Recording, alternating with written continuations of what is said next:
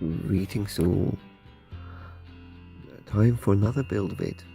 The Esci 1/72 scale Tu22 blinder. It was bought as the Italeri kit, and I know this build vid is a little bit late. I built it a couple of months ago and just really haven't got around to it, so here we go. So the Tu-22M was the first supersonic bomber to enter production in the Soviet Union, and it entered into service in the 1960s. The last examples were retired during the 1990s, and it was produced in comparatively small numbers. The aircraft was a disappointment, lacking intercontinental range that had been expected. Later in its service life, Tu-22Ms were used as launch platforms for the KH-22 standoff missile and as a reconnaissance aircraft. Tu-22s were also sold to other nations, including Libya and Iraq, and the Tu-22 was one of the few Soviet bombers to see combat. That's not quite true, but anyway. Libyan Tu-22s were used against Tanzania and Chad, and Iraqi Tu-22s were used against Iran in the Iran-Iraq war. Tu-22Ms have been used in Syria. So here's some information about the aircraft. Crew of 3 could fly at roughly Mach 1.5, and it carried about 8 tons of munitions. Here's some pics of the aircraft. It's basically a polished aluminium finish with some additional painted panels.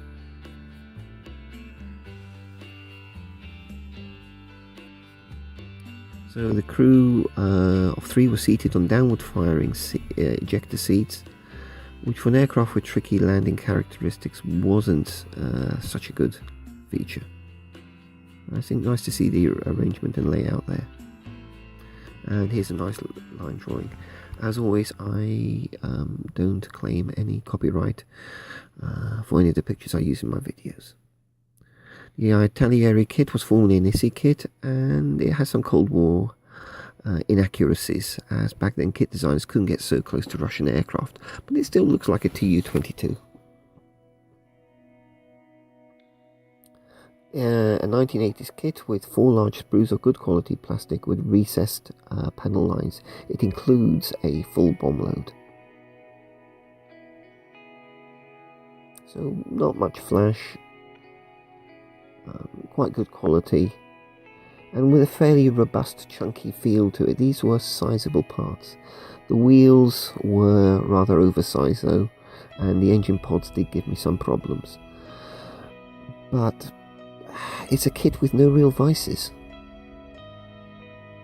The decals were sparse but okay. I used the Russian markings there, and I sent the Middle Eastern stuff to a chap in Australia who asked. I did quite a lot of nose weight using 1p coins to make sure the model fitted correctly. I didn't think they weren't needed, and they were held in place with milliput putty.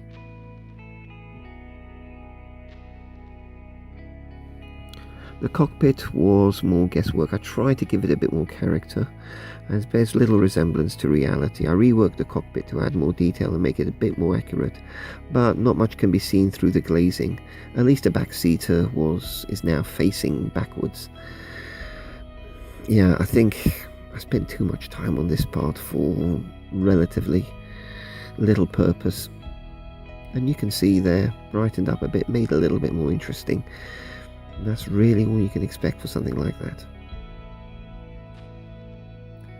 This is a bit of a big Russian filler queen, not quite Catherine the Great filler queens, but not far off Tsar Alexander's mum of filler queens. I used Revel putty with a cycle of filling and sanding. It comes together as quite a big model with nice lines. Now I do think it's a bit fat for a blinder, not as sleek as it should be. And there's Migsy the cat keeping an eye on me and on the garden birds. After a coat of Tamiya X1 black, I sprayed on a few layers of Vallejo Durium. Went on quite nicely and gave me a nice finish. I was quite happy with that part of it.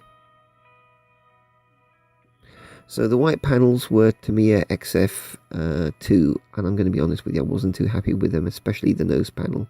As for the rest of the kit, it was easy enough, and the undercarriage was solid and chunky. After coat of Johnson's Clear, I applied Flory Pro Modeler Wash for the panel lines and then the decals. There we have it finished.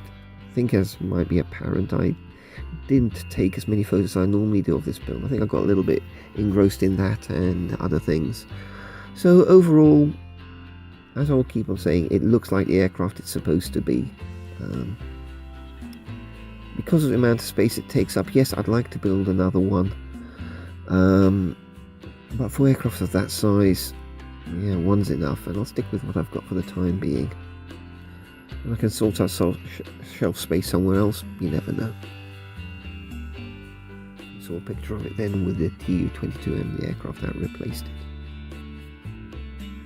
So this was an enjoyable, straightforward build of a cool looking aircraft. Like the Tu-22M, the kit certainly shows its Cold War vintage through its accuracy problems, but I think it adds charm and enjoyment. You're stepping back into a less open world when you build a kit like this. Despite this, I think it will make a good first larger model for less experienced aircraft modeler. Models of it does a far better Tu-22. I think that's worth getting. So thank you for watching. Happy modelling. God bless. This is Chancellor North Wales signing out.